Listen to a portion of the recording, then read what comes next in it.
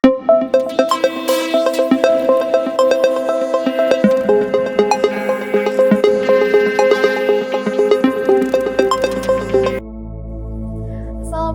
warahmatullahi wabarakatuh. Perkenalkan, nama saya Hurina Bilza Maulidia dengan NIM 23030174009. Pada kesempatan kali ini saya akan menjelaskan tentang mata kuliah teori belajar yang bertemakan teori moral. Selamat menonton. Tahapan moral Piaget. Teori perkembangan Piaget mencakup penalaran moral tentang kemampuan anak bernalar, berkembang dalam tahap-tahap yang dapat diprediksi. Perkembangan moral berkaitan dengan perkembangan kognitif. Teori perkembangan kognitif Jean Piaget tidak hanya mencakup perkembangan kemampuan berpikir, tetapi juga perkembangan kesadaran moral pada anak-anak. Piaget berpendapat bahwa perkembangan kognitif mendahului dan mempengaruhi perkembangan moral, di mana kemampuan kognitif yang meningkat memungkinkan anak untuk bernalar lebih kompleks tentang situasi, sosial, dan moral. Menurut Piaget sendiri, perkembangan moral berlangsung dalam tahap-tahap yang dapat diprediksi mirip dengan perkembangan kognitif. Tahapan ini bergerak dari penalaran moral yang sangat egosentris pada anak-anak kecil menuju penalaran moral yang lebih matang pada anak yang lebih besar dan orang dewasa, yang mencerminkan pemahaman akan sistem keadilan berdasarkan kerjasama dan timbal balik. Untuk menyelidiki perkembangan moral ini, Piaget melakukan eksperimen dengan menceritakan dua kisah seorang anak yang tidak sengaja memecahkan 15 cangkir, sementara cerita kedua tentang seorang anak yang sengaja memecahkan satu cangkir saat mencoba mencuri kue. Piaget kemudian menanyakan kepada anak-anak siapa yang lebih nakal dan patut dihukum lebih berat. Pada hasil eksperimen menunjukkan perbedaan penting dalam penalaran moral antara anak-anak yang lebih muda 5-10 tahun dan yang lebih tua. Moralitas heteronom. Anak-anak lebih muda berfokus pada konsekuensi tindakan bukan niat. Menilai berdasarkan hasil fisik yaitu jumlah cangkir yang pecah, dan cenderung melihat aturan sebagai absolut dan tidak dapat diubah. Memandang moralitas secara hitam atau putih. Moralitas otonom. Anak-anak lebih tua mempertimbangkan niat di balik tindakan, mampu menilai berdasarkan motivasi bukan hanya hasil, memahami bahwa aturan dapat diubah melalui kesepakatan, dan memiliki pemahaman moral yang lebih fleksibel dan nuansa. Piaget mencatat bahwa kedua tahap ini dapat tumpang tindih, menunjukkan bahwa perkembangan moral adalah proses bertahap dan tidak selalu linier. Untuk lebih memahami penalaran moral anak-anak, Piaget juga mengamati mereka bermain kelereng dan menanyakan tentang aturan permainannya.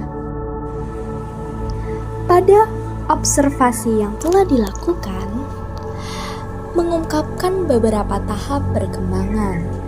Yang pertama, sebelum usia 6 tahun, anak-anak bermain dengan aturan egosentris mereka sendiri, belum mampu berinteraksi secara kooperatif atau terlibat dalam penalaran moral kompleks. Sekitar usia 6 tahun, anak-anak mulai mengakui adanya aturan, meskipun tidak selalu konsisten dalam mengikutinya. Sering bermain dengan aturan yang berbeda-beda dalam satu kelompok, memandang aturan sebagai sesuatu yang dipaksakan oleh otoritas yang lebih tinggi dan tidak dapat diubah. Temuan-temuan Piaget ini menekankan bahwa perkembangan moral pada anak-anak adalah proses bertahap yang erat kaitannya dengan perkembangan kognitif mereka. Seiring bertambahnya usia dan kemampuan kognitif, anak-anak menjadi lebih mampu memahami moralitas, situasi moral, mempertimbangkan niat di balik tindakan, dan memahami fleksibilitas aturan sosial. Pemahaman tentang tahap-tahap perkembangan moral ini dapat membantu pendidik dan orang tua dalam membimbing anak-anak menuju pemahaman etika yang lebih matang. Ini juga menyoroti pentingnya memberikan kesempatan kepada anak-anak untuk terlibat dalam diskusi moral dan mengambil keputusan yang sesuai dengan tingkat perkembangan mereka. Agar lebih jelasnya lagi antara perbedaan dari moralitas heteronom dan moralitas otonom, yaitu moralitas heteronom adalah aturan yang tidak fleksibel dibuat oleh pihak berwenang seperti polisi, orang tua, dan guru. Peraturan ini bersifat permanen, tidak berubah, dan harus diikuti. Egosentrisme pada masa kanak-kanak membuat anak-anak percaya bahwa orang lain memandang ide mereka yang mengikuti aturan dengan cara yang sama seperti mereka. Tingkat hukuman harus bergantung pada seberapa buruk hasil dari tindakan seseorang. Perilaku buruk akan selalu dihukum sebagai contoh jika Anda melakukan sesuatu yang buruk dan kemudian Anda terjatuh dan melukai lutut Anda, itu karena Anda berperilaku buruk. Ini disebut keadilan imanen. Moralitas otonom. Niat lebih penting daripada hasil perilaku seseorang. Ada kalanya tidak masalah untuk melanggar peraturan. Setiap orang mungkin memandang apa yang benar secara berbeda. Tingkat hukuman harus bergantung pada niat dan tingkat perilaku buruk. Hasil buruk yang terjadi secara kebetulan tidak dipandang sebagai hukuman atas perilaku buruk. Adapun transisi dari moralitas heteronom ke moralitas otonom terjadi karena dua faktor utama, yaitu perkembangan struktur kognitif anak. 2. Peningkatan interaksi dengan teman sebayanya yang memiliki status setara. Piaget berpendapat bahwa menyelesaikan konflik dengan teman sebaya memainkan peran penting dalam perkembangan moral. Proses ini mengurangi ketergantungan anak pada otoritas orang dewasa, meningkatkan kesadaran bahwa aturan dapat diubah melalui kesepakatan bersama, mendorong pemahaman bahwa aturan harus ada sebagai hasil dari persetujuan mutual.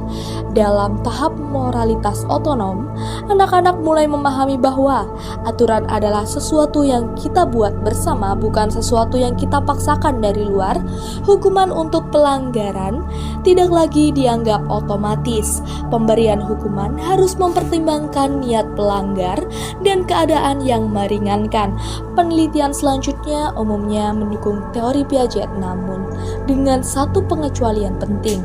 Piaget dianggap telah meremehkan kemampuan anak-anak yang sangat muda dalam mempertimbangkan niat ketika menilai perilaku. Meskipun demikian, perkembangan dari fokus pada hasil menjadi fokus pada niat selama masa perkembangan telah terdokumentasikan dengan baik. Kesimpulan dari teori tersebut yaitu teori perkembangan moral Piaget memberikan wawasan berharga tentang bagaimana pemahaman anak-anak terhadap moralitas dan aturan yang berubah-ubah seiring berjalannya waktu.